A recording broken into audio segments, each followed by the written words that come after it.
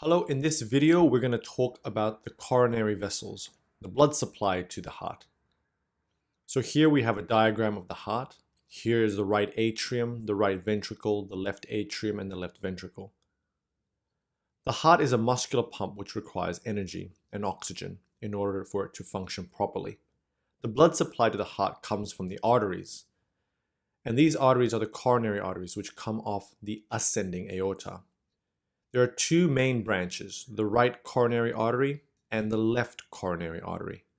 The left coronary artery further has two other big main branches called the left anterior interventricular artery, also known as the left anterior descending artery, and then the left circumflex artery. The right coronary artery in the front here gives off a branch called the right marginal artery. So again, this is the anterior view of the heart. Let's look at the posterior view of the heart. So here I'm drawing the left circumflex artery, which is wrapping around the left side of the heart.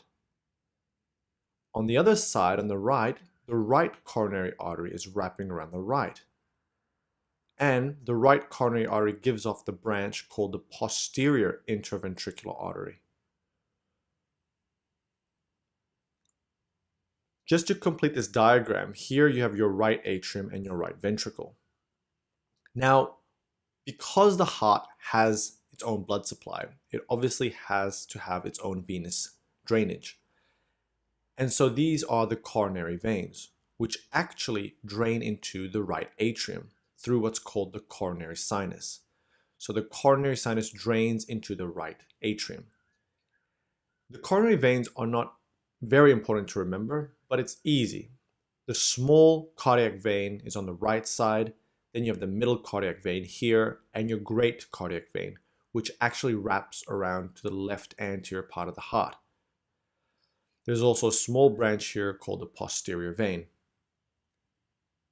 So that was the anterior view and the posterior view of the coronary vessels. Let us now cut a cross-section of the heart here and look at where the coronary arteries come off the aorta and also where the coronary sinus drains into the right atrium. So here we have a cross-section of the area. Here is the anterior, the front part of the heart, and the posterior, the back of the heart. Here you have your right atrium and your left atrium, just to show where we are. Here is the coronary sinus, where the veins drain into, and it will drain into the right atrium. Of course, your atrium, your right and left, have the valves. In the right atrium, you have your tricuspid valve. In your left, you have your mitral valve.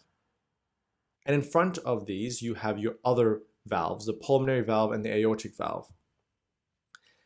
After the aortic valve, at the ascending aorta, you have the two branches of the coronary arteries. The right coronary artery coming off the right side, and then the left coronary artery, which further divides into the left circumflex artery and the left anterior interventricular artery.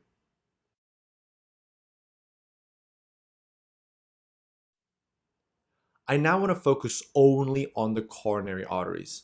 So here I'm drawing the aorta, and here you have the coronary arteries branching off after the valve. You have your right coronary artery in the front, and then coming off it, the right marginal artery. You have your left coronary artery, and then your left circumflex artery. And also coming off the left coronary artery is your anterior interventricular artery, also known as your anterior descending artery.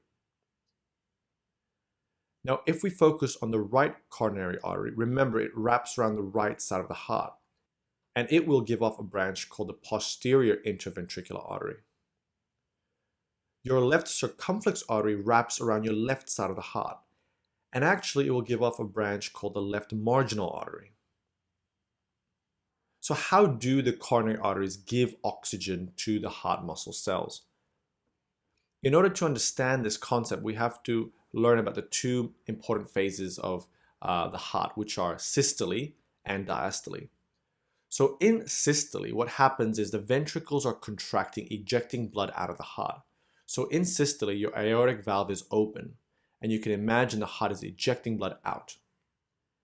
It is actually in diastole, when the aortic valves are closed, the blood will actually come down slightly, and this is the period where blood will flow down through the coronary arteries and then supply the heart muscle with blood, with oxygen for energy. I hope that concept made sense. Now for some clinical anatomy. Your coronary arteries, like all arteries in your body, can form plaques within them. These are fatty deposits. And when they get so big in the coronary arteries, they can cause what's called coronary artery disease or ischemic heart disease. This is where there's a reduction of blood flow to the myocardium, and the major cause is atherosclerosis.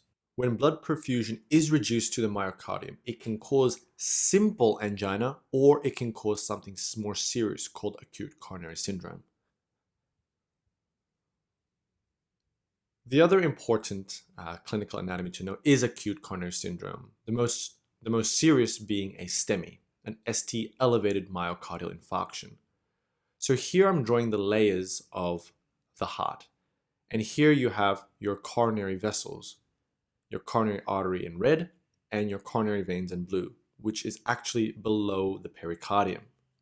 And these vessels, the coronary artery, normally supplies the myocardium as shown. However, if there is an occlusion in the artery, you can get an infarction of the myocardium.